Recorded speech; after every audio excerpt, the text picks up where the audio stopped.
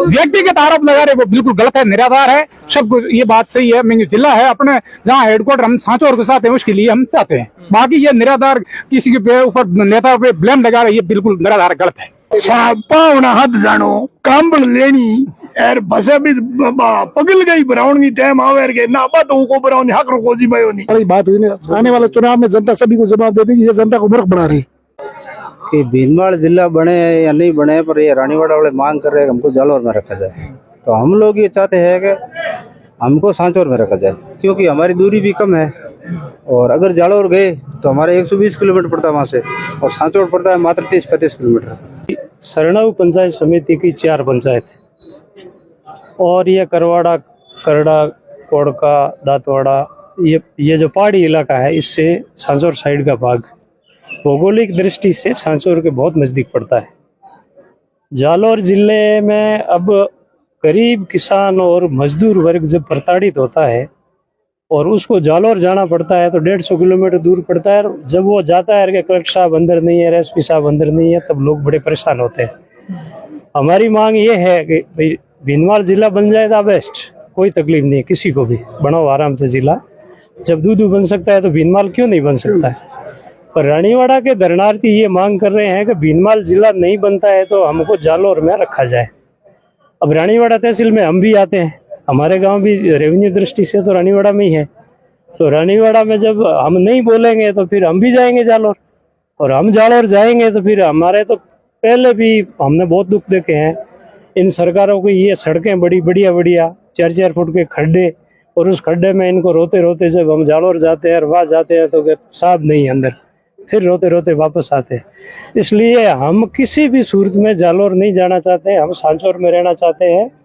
सांचौर जिला, आप लोग एलर्जी भले ही करो, सांचौर जिला तेल की दृष्टि से कांडला बंदरगाह बनेगा, भारतमाला है और बड़े बड़े उद्योग लगेंगे, तो जिले में नौकरी तो सांचौर में मिलेगी मेरे को पानी। और हम सांचौर में रहना इसलिए चाह रहे हैं कि आने वाले भविष्य में हमारे औलादों के लिए भी सांचौर में रोजगार, जो निजी फैक्ट्रियां वगैरह है, ये उद्योग धंधे हैं, तो भारतमाला की वजह से ज्यादा उद्योग धंधे सांचौर में लगेंगे। तो हम सांचौर में रहना चाहते हैं।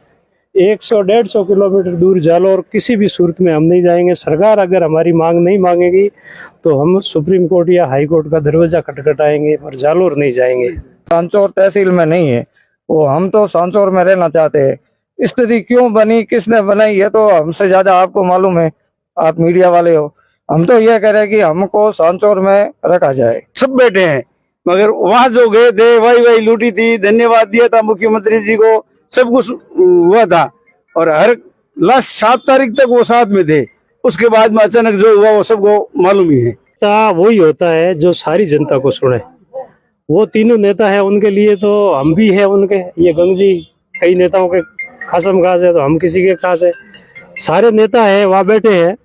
नेताओं ने, मैं उन नेताओं को कह रहा हूँ जिस नेताओं ने हमारे, जैसे सांचौर जिला बना है तो सांचौर में जितने एमएलए और उनके शिलालेख पे नाम होना चाहिए था, तो एक एमएलए का तो इन्होंने नाम तक नहीं लिखा, और इनके नगर पालिका के चेयरमैन तक सबके लिख लिए, और वहां पर शिलालेख लगे हुए हैं, बड़े बड़े होर्डिंग लगाए, बड़े बड़े धन्यवाद दिए, बड़े बड़े भाषण दिए, और हेलीकॉप्टर चढ़े, जालौर गए। सारी चीज करने के बाद में ऐसा क्या हो गया नेताजी को कि सांचौर इतना बुरा लगने लग गया?